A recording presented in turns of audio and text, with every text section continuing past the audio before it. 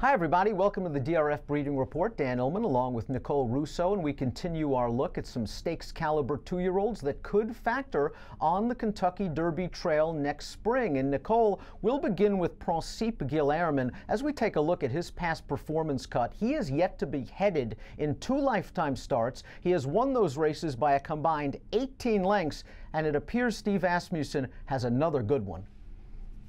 Yeah, and this one definitely, he passed his first 2 turn tests with flying colors down at the fairgrounds and will be headed to their series of Kentucky Derby preps, presumably in early 2018. And I really like Tappett's 2-year-olds this year. What I've seen from them late in the year here, of course, leading sire Tappett, it's never a surprise when he has nice horses, but I believe at last count, he had 17 individual 2-year-old winners since October 1st.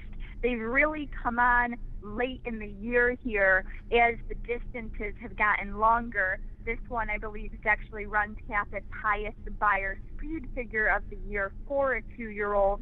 And some of the brilliance, I think, as you mentioned, this colt has never been headed, comes from his dam, who was a terrific runner in her own right at some shorter distances, but classic sire Tappett has done well stretching out mares like that. I mean, a prime example, just this year with Belmont Stakes winner Taprit, who's out of a sprinter, kind of quicker type, classy mare. So this one really a very interesting mix, I think, in the pedigree. And a lot of class as well. You mentioned RBK, the winner of the Grade 1 Humana Distaff, the 2nd dam Lily Capote, a graded stakes winner, the 3rd dam London Lil, a graded stakes winner, and she really wanted to go a distance of ground. There's a lot of class in this pedigree. It's a lot of early and precociousness as well. The dam's a half-sister to a couple of horses that were graded stakes placed as 2-year-olds. This horse sold for $600,000 as a weanling. It's very early, obviously. It's nice to see that this horse has won around 2 turns with a 92 buyer speed figure. And you mentioned Taprit with sort of a similar female family with speed there. What do you think of this horse's chances to extend to 1 1/8 and perhaps 1 1/4 down the road? He's certainly on the right track right now. Well, I think you hit the nail on the head there, that he's on the right track. I think 1 1/16, 1 1/8 going to be well within his scope. I do look for him to be a major player at the fairgrounds, where the Asmussen barn also does, typically does very well. Not sure about 1 1/4 yet. I'd like to see if he is headed, if he has to fight going the 1 1/8. There are some things you just don't know about a horse until you watch the manner in which they're doing them. But I will say that, the dam RBK certainly loved Churchill Downs, as you referenced. So, I do like to see that in the pedigree a little bit.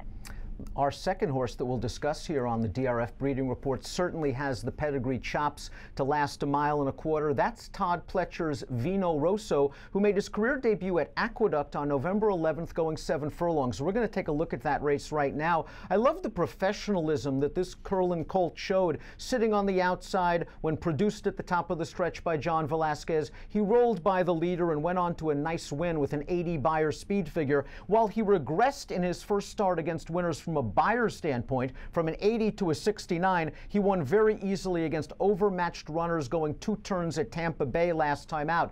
Nicole, this horse is very green, but as we see from his pedigree page, boy, distance should be his friend. Yeah, very much so. Another good 2-year-old out there for Curlin, who really looks poised to have a good spring. Of course, he's got good magic out there, the winner of the Breeders' Cup Juvenile. Solomini out there, who we discussed last week, who's ran so well against such good competition. Curlin, Preakness winner, ran with distinction in all 3 Triple Crown races of his campaign, and has just produced such good classic horses every year of his still young stud career. A lot of depth in the female family as well. The Damn Mythical Bride, Street Cry mare, a half-sister to Commissioner, who was 2nd and a close 2nd in the Belmont Stakes, the Tonalist, went on to be a Grade 2 winner, going 1 1/4 as an older horse.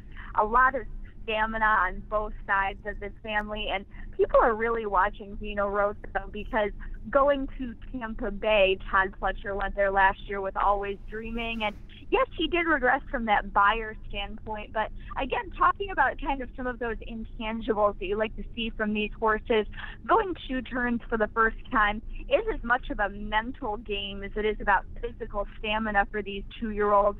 While I think this horse still has a lot of room to mature and to continue to develop this at this point in his young career, I do like that he kind of handled that mental hurdle. He certainly has that down pat right now. He's very comfortable sitting off horses. He is not speed crazy at all. And yes, he did regress from a buyer's standpoint, but it was a very slow-paced race. Hard to get a big figure when they're going 50 flat to the half mile. Again, a very good learning experience for Vino Rosso. A little bit green, but you got to think that Todd will get to the bottom of him. And again, there's no rush right now. The main goal for all of these horses is the first Saturday in May. You can follow Nicole on Twitter at DRF Russo, and you can follow all of the latest breeding news and notes at DRF Breeding. We'll see you next week.